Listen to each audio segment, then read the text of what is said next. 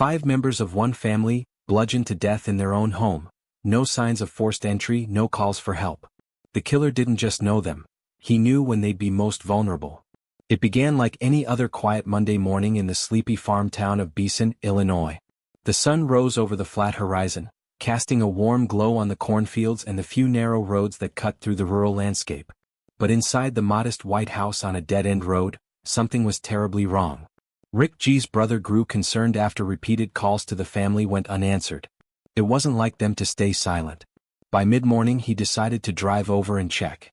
What he found inside was so horrifying that it would forever scar everyone involved. The front door was closed but unlocked, and the house was eerily silent. Stepping inside, it was immediately clear that something terrible had happened. Blood was smeared across the walls and floor. Furniture had been knocked over. There were signs of chaos and violence in nearly every room. Then came the bodies. First Rick G lying motionless, his face unrecognizable from the trauma. Then Ruth, his wife, similarly bludgeoned. Their 16-year-old daughter Justina, 14-year-old son Dylan, and 11-year-old Austin were also discovered, all brutally beaten to death. It wasn't a shooting. It wasn't clean. It was intimate. Someone had used a blunt object with astonishing rage. In one of the bedrooms, a tiny body stirred. Against all odds, 3-year-old Tabitha G was still alive, barely. She had been severely beaten like the others, but she was clinging to life. Paramedics rushed her to the hospital. She couldn't speak. She couldn't identify her attacker. But she was the only living witness to a night of unspeakable horror. Law enforcement arrived within minutes. What they saw wasn't just a crime scene, it was a war zone. There were pools of blood so large that they soaked through the floorboards. Investigators immediately ruled out a random home invasion. There were no signs of forced entry. No windows smashed. No valuables stolen. Nothing about the scene matched a robbery gone wrong. This was personal. Deliberate. The killer knew the victims. And perhaps most chillingly, they had been comfortable enough to enter the home without resistance. As word spread, the entire town went into a state of collective shock. The G family had been well known in the small community. Rick was a hardworking man with a reputation for kindness. Ruth was a devoted mother. The kids attended local schools and were well-liked. No one could comprehend what had happened or who could have possibly held a grudge so dark and deep. Forensics experts were brought in from across the state. The house was cordoned off, and every inch of it was photographed, documented, and swabbed for DNA. The volume of blood was overwhelming, and yet investigators needed to work through it methodically. Each room told a piece of the story, but the killer had moved quickly, leaving behind limited traceable evidence. Neighbors were interviewed. Most said they hadn't heard a thing. A few mentioned seeing a vehicle parked near the G residence late that night, but nothing specific stood out. There were no screams, no sounds of breaking glass, no loud noises, nothing that had raised alarms. That silence unnerved the investigators. How could 5 people be murdered, one after another, without alerting the neighborhood? Autopsies later confirmed what the scene suggested. Each victim had died from massive blunt force trauma, consistent with a tire iron or similar weapon. The attacks had been savage, targeting the head and face. It was overkill, literally. Whoever had done this didn't just want them dead, they wanted to obliterate them. Police began their work with the family's known circle. Who had access to the house? Who had reasons, real or imagined, to harm the Gs? Initial questioning turned up no obvious enemies. The family was not involved in drugs or crime. They had no serious debts. But sometimes the darkness that leads to such a massacre doesn't come from outside. It festers inside someone close. As detectives reviewed the crime scene, one disturbing detail stood out. The door had been locked from the inside but not tampered with. Whoever entered that home didn't break in. They walked in and the family had likely known them well enough to open the door. That narrowed the suspect pool significantly. Then came the forensic team's early findings. Footprints, smudged fingerprints, and a partial bloody handprint on one of the walls. But it would take time to match them. In the meantime, the town lived in fear. Was the killer still among them? Would they strike again? With the eyes of the entire state now focused on the tiny farming town of Beason, pressure mounted on law enforcement. They had a house full of clues, a town full of fear, and a brutal killer still on the loose. And in a hospital bed just a few miles away, a 3-year-old girl clung to life, carrying with her the memory of what truly happened on that horrific night. The question that haunted everyone: who could have done this and why? The answer, when it came, would shake the very foundations of the G family and the community they had trusted. Investigators faced a daunting task: uncover the truth buried beneath the blood-soaked silence of the G home. The brutality of the crime suggested overwhelming rage, but the lack of forced entry pointed toward something more insidious: someone close. The first 48 hours were a blur of activity. Forensic teams combed every inch of the house, collecting fibers, swabbing surfaces for DNA, and carefully documenting the scene. There was no murder weapon left behind, but the wounds told their own story. It wasn't just one or two hits. The killer had struck again and again, particularly at the heads of each victim. This wasn't a moment of panic, it was prolonged, targeted, and deeply personal. The pattern of injuries disturbed everyone. Each member of the G family had been beaten with the same kind of violent force, suggesting a weapon like a tire iron or similar blunt instrument. The overkill was especially chilling. It was as if the murderer wanted to erase their faces, to remove their identities.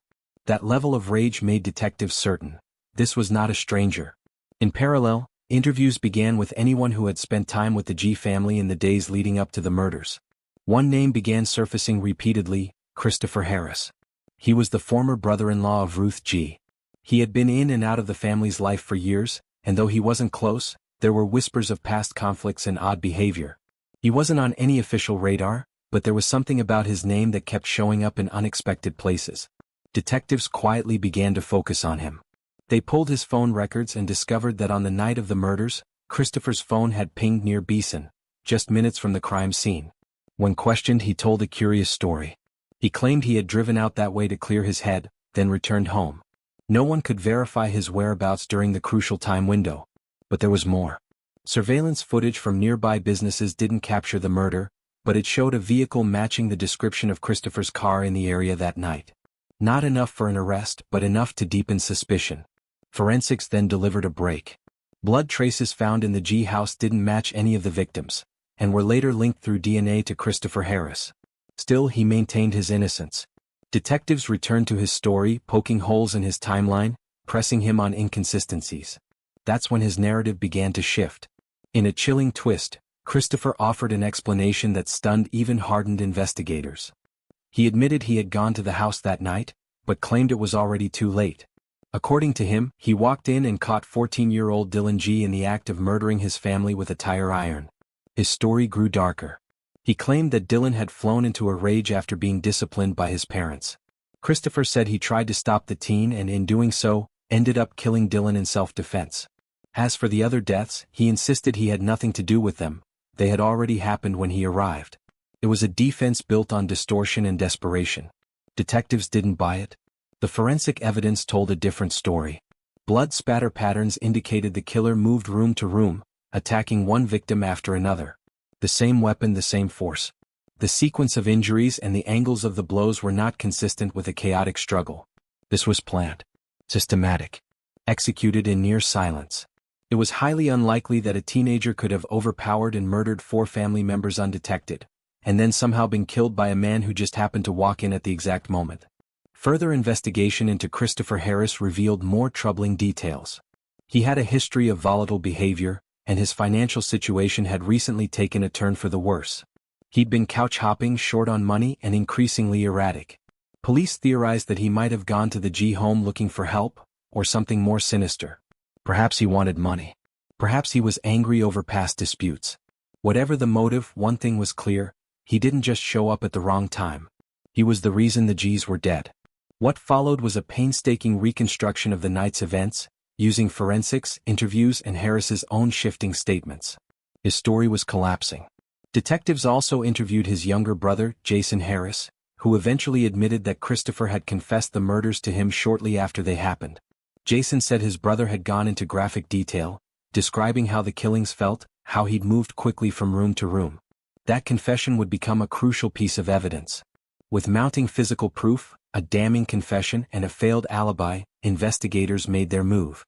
Christopher Harris was arrested and charged with 5 counts of first-degree murder and multiple counts of attempted murder and home invasion. The community was stunned. The killer had been among them the entire time, calm, calculated, and pretending to grieve.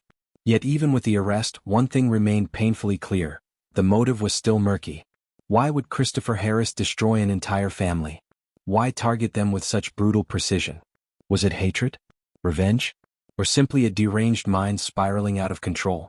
Those answers would have to come at trial.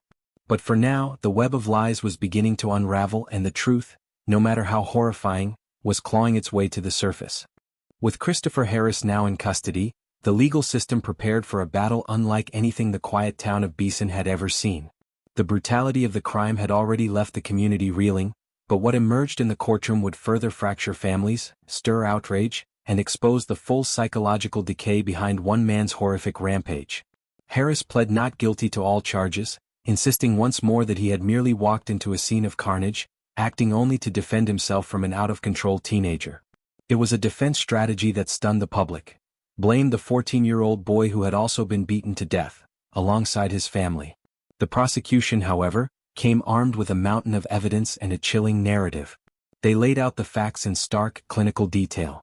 On the night of September 20, 2009, Christopher Harris entered the G family home with intent. Whether it was premeditated or a violent reaction to rejection or confrontation, they argued that Harris killed Rick and Ruth G first.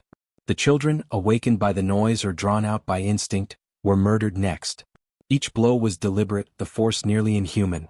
The only person left breathing was 3-year-old Tabitha, whom Harris had also struck in an attempt to leave no witnesses. In the courtroom, the prosecution didn't rely solely on physical evidence. They brought in forensic analysts to walk the jury through the bloodstain patterns, impact angles, and sequence of attacks. It was meticulous. The pattern of destruction proved the killer had moved room to room, never rushing, never stopping, ensuring each victim could not survive. The suggestion that a teenage boy had managed to execute this level of violence undetected and in such order was, they said, nothing short of absurd. But the defense leaned into it. They crafted a story in which Dylan G had snapped, perhaps triggered by domestic tension or teenage rage. Harris, in their version, arrived to find the house already soaked in blood. The defense claimed Christopher attempted to stop the carnage, only to be attacked himself by Dylan. In defending his own life, Harris allegedly struck Dylan and accidentally killed him. That single claim, delivered with feigned sincerity, would become the centerpiece of the defense's desperate attempt to avoid life imprisonment. Yet it was Christopher's own brother, Jason Harris, who delivered one of the trial's most damning blows. Taking the stand, Jason testified under oath that Christopher had confessed everything the morning after the murders. In a calm, emotionless tone, he told the jury how Christopher detailed each step of the killing, how he crept through the house, how no one fought back hard enough, and how he thought he'd gotten away with it. Jason's words were haunting, especially because of how emotionless the confession had been. There was no regret, only calculation.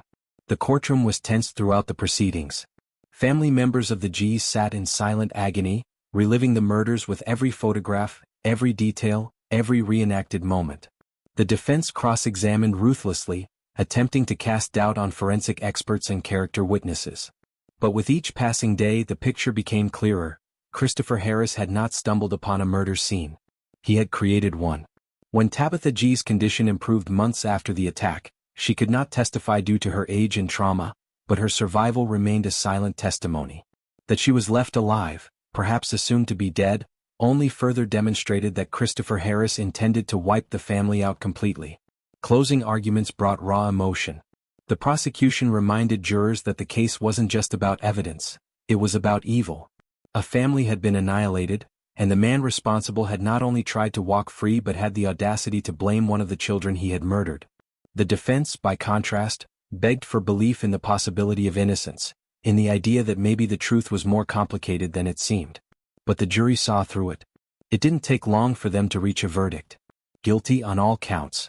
First-degree murder of Rick, Ruth, Justina, Dylan, and Austin G. Attempted murder of 3-year-old Tabitha. Home invasion. The courtroom was silent as the sentence was read. Christopher Harris showed no emotion. He was sentenced to life in prison without the possibility of parole. For the families of the victims, it was a moment of justice, though no measure of punishment could ever restore what had been lost. The trial left scars that would never fully heal. The G family name, once associated with community warmth, became forever tied to one of Illinois' most gruesome and senseless mass murders. The town of Beason too changed. Locks were double-checked. Doors stayed shut. Trust became fragile. Years later, Christopher Harris would attempt appeals, but nothing could undo the horror he had unleashed. His name became synonymous with betrayal, not just of a family but of basic human decency. The massacre wasn't just a crime, it was an annihilation of innocence, committed by someone who should have never been let inside the door. And for those left behind, those who still wake up from nightmares or walk past the now vacant home on that quiet street, justice while served could never be mistaken for peace.